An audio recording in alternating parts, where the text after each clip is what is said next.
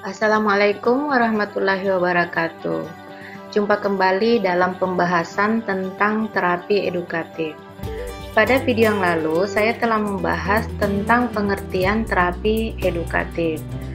Nah, pada video kali ini, saya akan membahas teori-teori yang mendasari pelaksanaan terapi edukatif. Yuk, disimak videonya. Ada 4 teori yang mendasari pelaksanaan terapi edukatif. Yang pertama, teori kurikulum berpusat pada siswa dari John Dewey. Yang kedua, teori konstruktivistik dan konsep meta-analisis dari Jerome S. Bronner. Yang ketiga, teori psikologi klinis dari Selma Safir.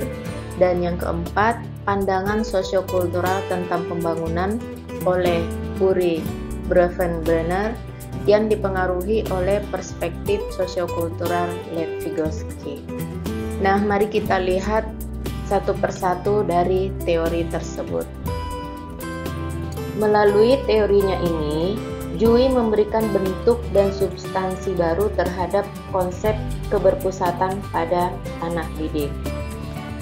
Nah, peranan guru adalah membantu siswa menemukan fakta, konsep, atau prinsip bagi mereka sendiri, bukan dengan memberikan ceramah atau mengendalikan seluruh kegiatan di dalam kelas. Teori Dewey memberikan kontribusi dalam praktek terapi edukatif dengan mendukung gagasan bahwa fokus layanan terapi ada pada klien atau anak, dan klien lebih aktif ketika berada dalam hubungan duaan. Ini menempatkan peran terapis sebagai orang kedua, dan yang lebih penting adalah bahwa anak atau klien yang lebih aktif membangun pengetahuan dan pemahamannya sendiri. Paradigma konstruktivistik memandang siswa sebagai pribadi yang sudah memiliki kemampuan awal sebelum mempelajari sesuatu. Nah, kemampuan awal tersebut akan menjadi dasar dalam mengonstruksi pengetahuan yang baru. Teori ini mendukung pendekatan dalam bentuk prinsip-prinsip dasar dan konsep-konsep yang unik untuk masing-masing siswa, dan juga meninjau kembali dan memperluas pengetahuan mereka sampai mereka menguasai keseluruhan konsep.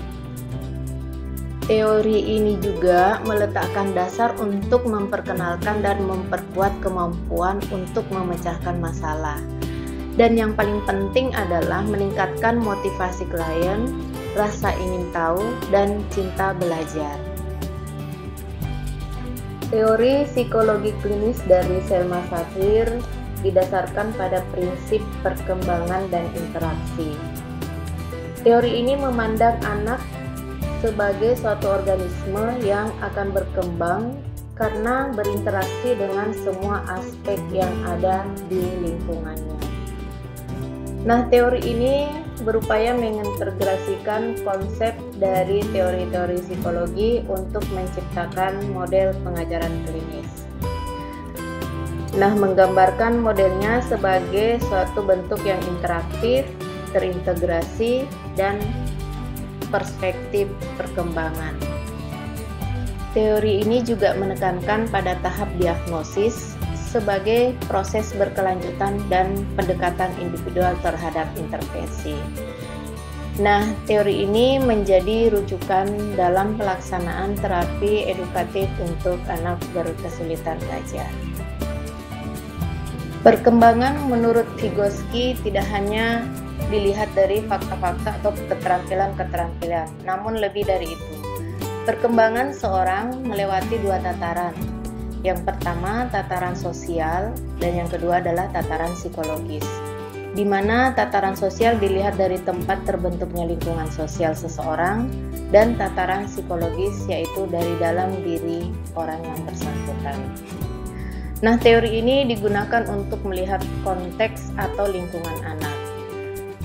Lingkungan anak yang dimaksud dari mikrosistem keluarga, anak, sekolah, teman sebaya, dan lingkungan, ke makrosistem yang mencakup ideologi, hukum, dan adat budaya yang luas, dan kemudian ke kronosistem yang tidak terduga dalam kehidupan seperti penyakit, perceraian, dan bencana alam.